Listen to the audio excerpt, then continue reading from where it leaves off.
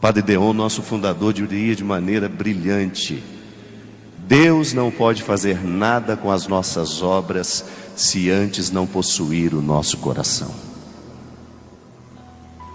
Não pode fazer nada.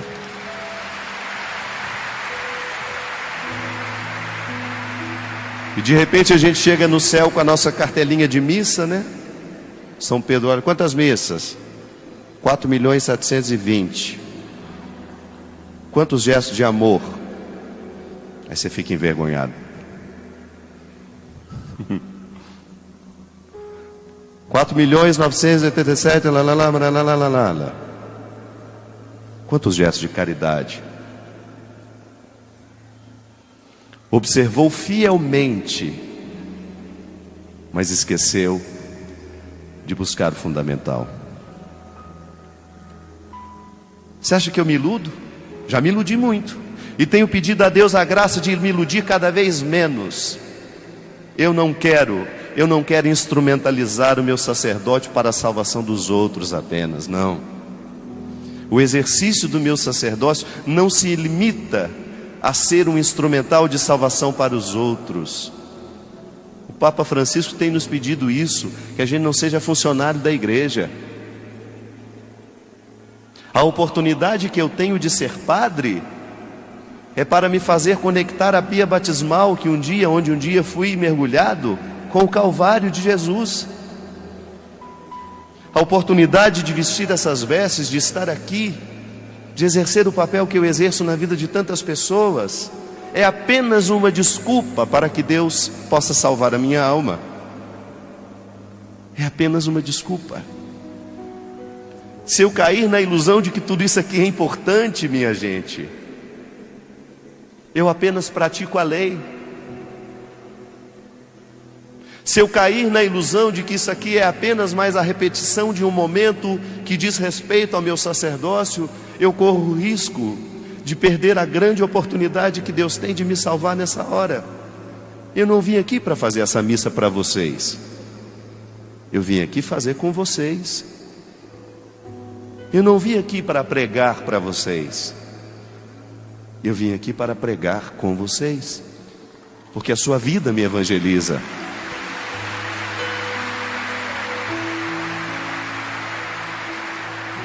A sua vida me evangeliza. E é aqui neste momento que, como Justino naquela época, nós temos coragem de expor os desafios dos martírios de hoje, com o risco de sermos calados também, com o risco de sermos mortos por aí também, porque o mundo está cada vez mais desejoso de que a igreja se cale, de que as autoridades se calem, que as autoridades religiosas se calem, que os cristãos entrem neste torpor, onde a consciência não é mais abalada por nenhum questionamento, onde nós nos limitamos à nossa prática religiosa a uma devoção fria, repetitiva, infértil, repetição de ritos. Não. Nós não podemos admitir que a nossa pia batismal esteja desvinculada do martírio do Cristo. E onde é que nós vivemos esse martírio? Diariamente. Você na sua vida, meu irmão. Quando você olha para as suas fraquezas e você descobre que é um risco muito grande você acostumar-se assim, você deixar de lutar. É um risco muito grande a gente deixar de lutar, a gente colocar a nossa fita do apostolado da oração, estou vendo aqui, minha mãe é também, e a gente achar que isso já é a garantia de alguma coisa, de nós trabalharmos na liturgia, de nós sermos padres, de nós sermos freiras, de nós sermos bispos. A gente corre o risco de pensar que já chegamos. Não. O meu martírio, que me faz chegar a essa sabedoria, que é justamente investigar os avessos do Evangelho. Eu acredito que o grande desafio nosso hoje é entrar nos avessos do Evangelho. O lado direito já foi mostrado muitas vezes. E muitas vezes o lado direito é o lado mais confortável, é o lado mais fácil. Ele é mundano. Agora o avesso não. O avesso onde a gente investiga os nossos reais motivos. É o lugar onde a gente descobre até que a nossa pertença religiosa pode ser uma verdade diabólica. É o lugar onde eu descubro que o meu sacerdócio pode ser uma verdade, uma vaidade diabólica que vai minando por trás. Porque o diabo faz isso com a gente. O diabo vai sempre nos oferecer este conforto, essa satisfação. Mas vai lá nos avessos do Evangelho e você vai identificar que o segmento é também desconforto. É você ter coragem de olhar no espelho e falar: cria vergonha nessa cara, fofoqueira.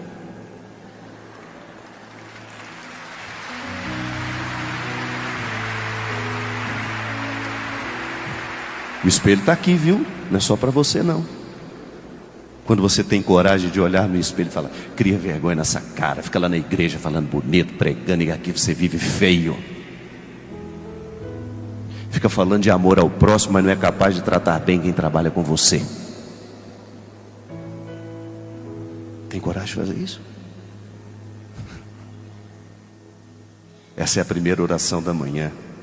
Olhar no espelho e pedir: Senhor, hoje eu quero coerência. Que eu seja capaz de identificar tudo aquilo que em mim é pecaminoso e ultrapassar isso. É meu martírio. Deixa de ser ciumento. Para de ficar com inveja dos outros. Olhar no espelho e dizer: pare de se ocupar com fazer comentários que não constroem. A gente se diz cristão, mas nós o tempo todo fazendo as nossas sacristias um lugar de fofoca, um lugar de desunião, um lugar de desrespeito. Aí nós geramos o ateísmo, gente. Nós geramos o ateísmo com o nosso jeito inadequado de viver o cristianismo. Por quê? Porque nós nos contentamos com o lado direito da pregação, que é importante. Mas se a gente não ultrapassar, se a gente não mergulhar naquilo que é de mais profundo na proposta de Jesus, se você não entrar no contexto das contradições, desta falta de resposta do Evangelho de hoje, você corre o risco de chegar lá e não ter feito o fundamental, e não ter se deliciado com o cristianismo. Porque disso, minha gente, esse é o testemunho que nós precisamos dar ao mundo. Viver o Evangelho é sacrifício, mas é um sacrifício que nos provoca uma enorme satisfação interior. Porque você joga fora as suas mentiras, você não vai se entreter mais com as suas ilusões, você vai dispensar as ilusões e você vai recrutar as esperanças. Você vai parar de ficar passando maquiagem na alma, você vai olhar-se de verdade. Você vai olhar para as suas imperfeições de um jeito novo.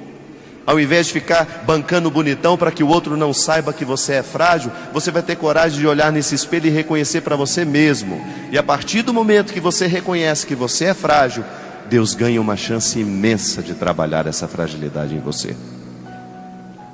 Porque se tem uma coisa que Deus não consegue ultrapassar, é a nossa máscara de hipocrisia.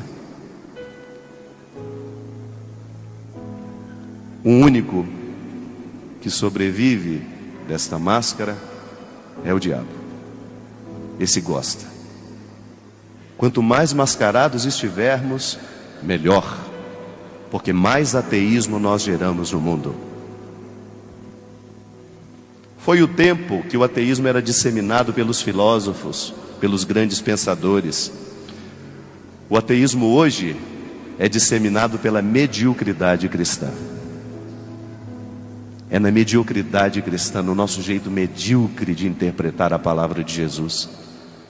É no nosso jeito medíocre de viver a opção por Ele.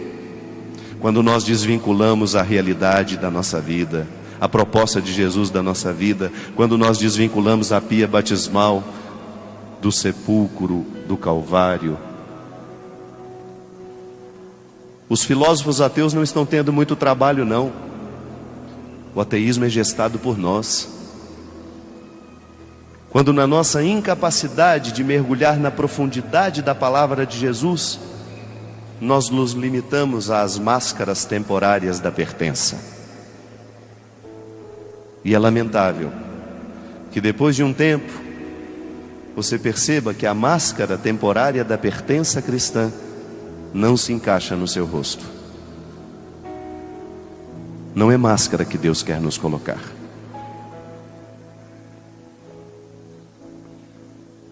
Não é maquiagem que Deus quer fazer na nossa vida. É transformação de verdade. É transformação profunda. É encaminhar-nos para essa semelhança. Para que os outros, quando observarem o nosso jeito de viver, eles percebam que há muito de Jesus já em nós. Isso é realização, não é? Isso é um sucesso.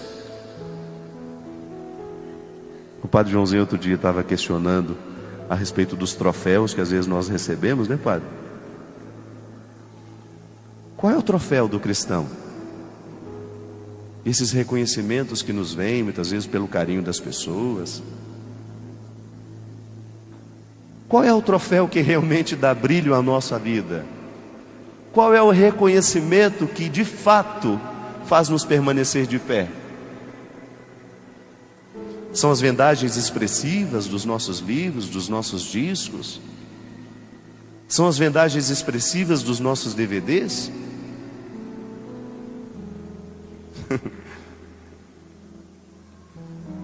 O que nos faz ficar de pé é quando a gente deita a cabeça no travesseiro. Sabe que o dia foi difícil, que você precisou lutar contra a sua miséria, que você chorou, que você pediu perdão,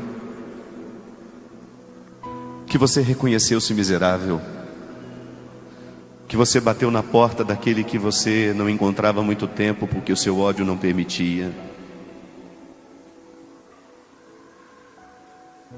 É quando você deita a cabeça no travesseiro e você sabe que você engoliu um sapo na hora certa, que você deu a outra face, que você não permitiu que o ódio do outro lhe fizesse odiar também, que você não permitiu que a calúnia que o outro fez se tornasse a sua verdade, quando você conseguiu distinguir o diabólico do santo. O troféu que realmente nos realiza é este que no silêncio do quarto ninguém nos entrega. Não há nenhuma luz acesa, nenhuma voz efusiva a gritar o nosso nome para que a gente entre e seja aplaudido pelos outros. Não.